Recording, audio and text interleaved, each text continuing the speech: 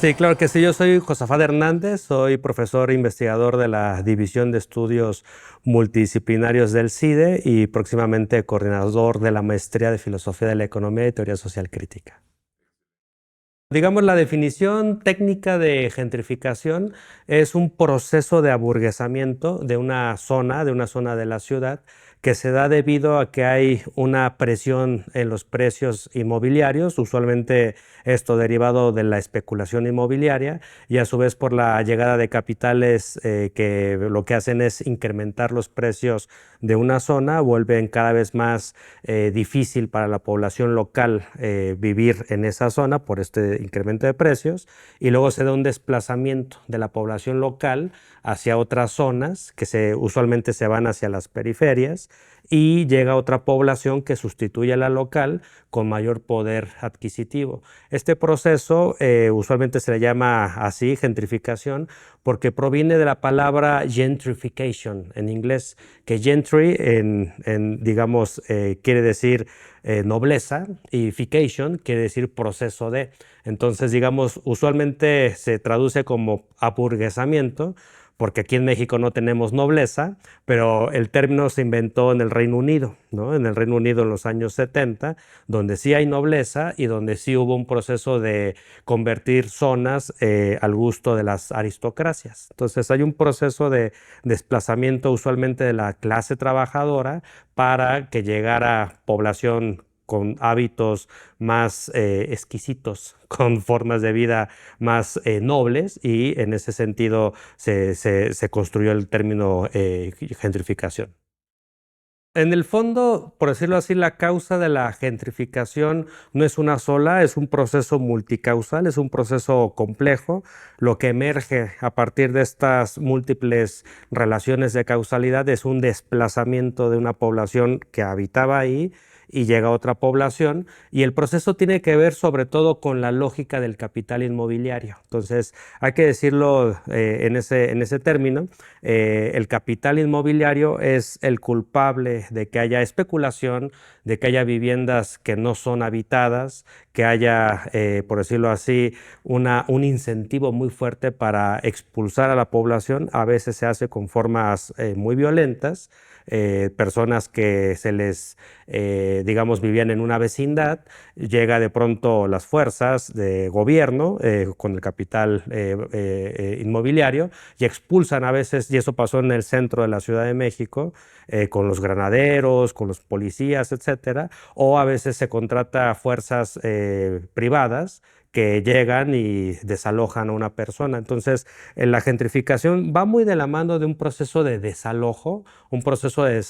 que muchas veces se aprovecha de lagunas legales, que también ha tenido, digámoslo así, la complicidad de diferentes poderes, entre ellos el Poder Judicial, que usualmente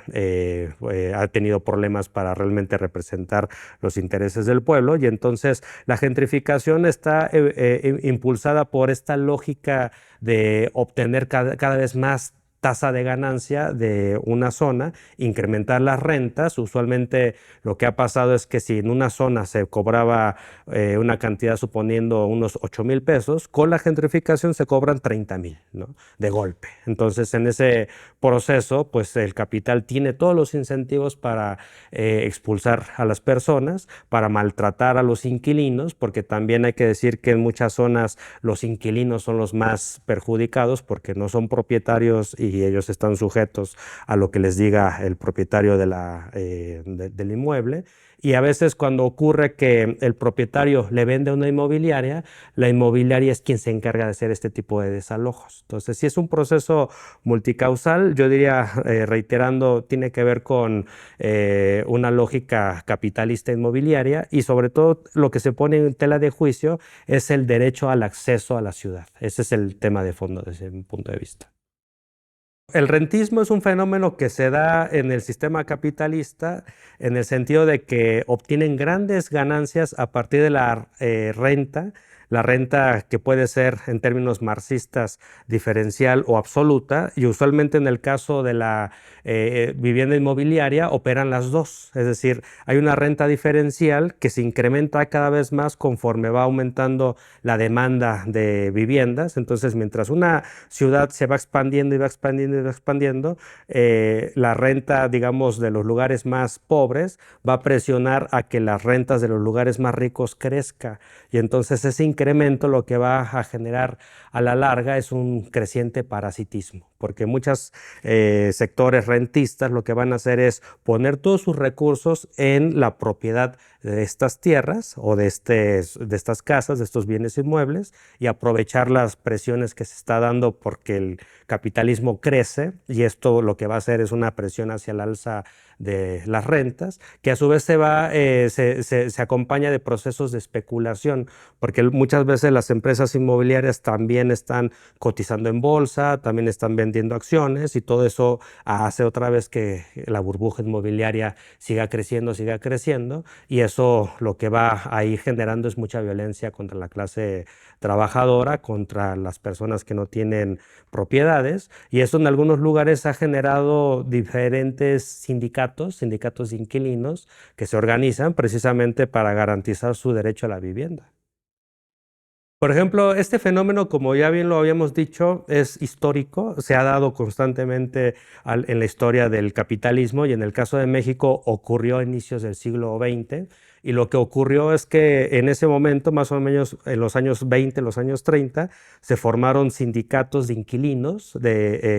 organizados por el Partido Comunista de entonces, y lo que hicieron fue poner freno a la creciente subida de precios. ¿Cómo fue ese proceso? Que yo creo que es muy interesante. Uno fue que los sindicatos de inquilinos llevaron demandas a los gobiernos, en ese momento el federal, y lo que hizo el gobierno federal fue congelar precios. Entonces esa parte es muy importante porque se puede congelar los precios, poner un tope y decir ya no puede subir más el precio de las viviendas, porque se vuelve pues, realmente una especulación muy exagerada que nadie puede pagar. Por ejemplo, había datos que encontré donde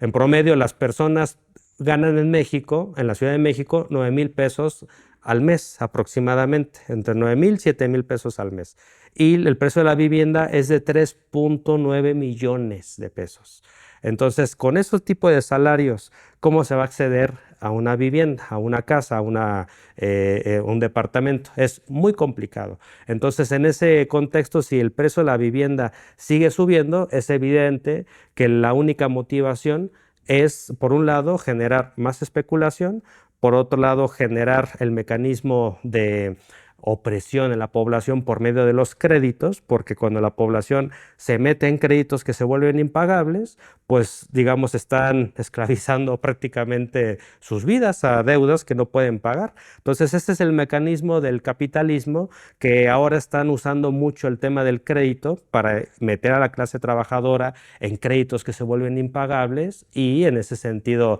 tener la casa, tener la propiedad de una casa se vuelve una ilusión que no se garantiza, o sea, que más bien viola el derecho a la vivienda y el derecho a la ciudad. De hecho, yo creo que la gentrificación está totalmente vinculada con el fenómeno de la perifización de la clase trabajadora y de la Ciudad de México, en el sentido de que, por un lado, se gentrifican los barrios más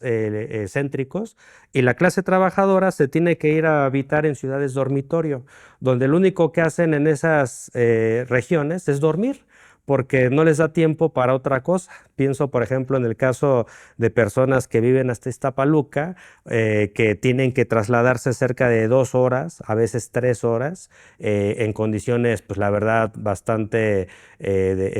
digamos,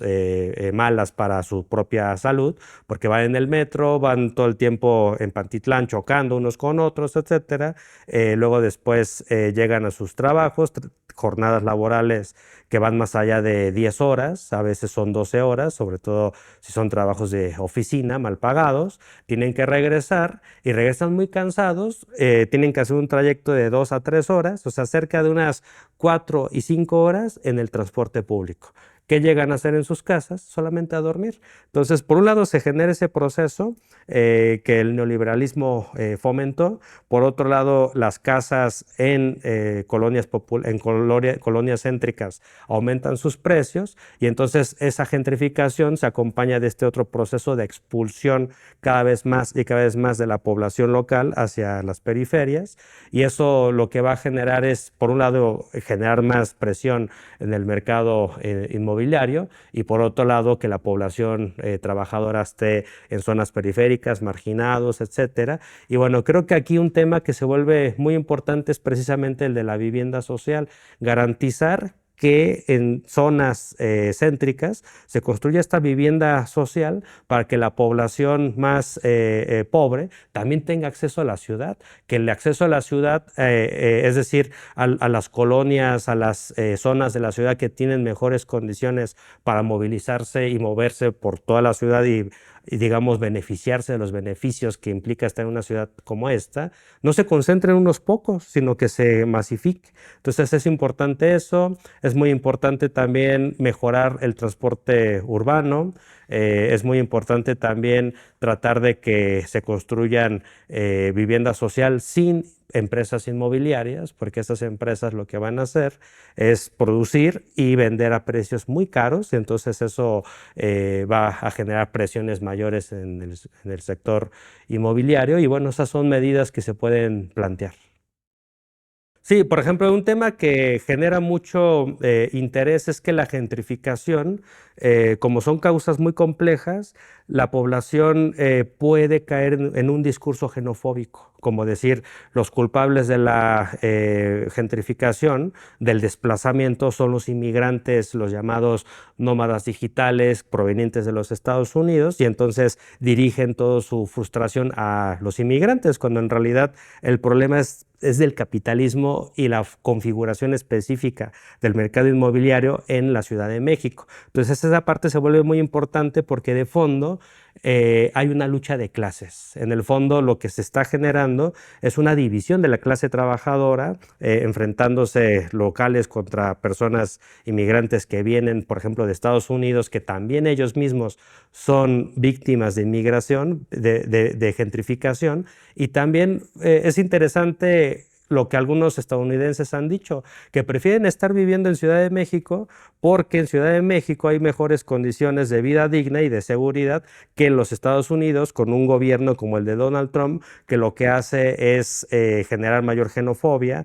mayor confrontación, persecución, un clima de mucha polarización, y además los tiroteos. Resulta que muchos estadounidenses vienen escapando de los tiroteos que se hacen en las escuelas, y acá dicen en México no hay tiroteos, entonces nuestros hijos pueden crecer mejor en un lugar como Ciudad de México que allá. Entonces sí, el tema de la gentrificación tiene muchos niveles de análisis. Creo que la academia tenemos que seguir discutiendo a profundidad estos fenómenos, desmistificar las causas de la gentrificación y buscar crear mecanismos para luchar contra ella.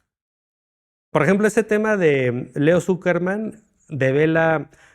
una mistificación de que puede haber gentrificación que es buena. Ninguna gentrificación es buena. Segundo, el tema que tiene que ver con los prejuicios profundamente clasistas que alguien como él tiene, al decir nunca antes mi colonia con gentrificación ha estado mejor, pues digamos eso lo que devela es que la población que antes vivía ahí parecería que no debería de tener derecho de acceder a ese tipo de espacios porque afean la ciudad, ¿no? Y por otro lado también hasta prejuicios racistas, porque resulta que quienes han llegado son personas provenientes de los Estados Unidos, puras personas blancas, etcétera, y parecería que entonces está feo que los morenos sigan viviendo en colonias como estas. Entonces yo creo que gente como Zuckerman lo que hace es demostrar que una profunda ignorancia sobre el tema, una cuestión también que hay que cuestionar y bueno, dar la batalla también de las ideas significa desmistificar las causas de la gentrificación. Hola, ¿qué tal? Soy Josafat Hernández, estamos aquí en la 4 TV y les hacemos una cordial invitación a que puedan ver toda la programación de este canal que es tan interesante.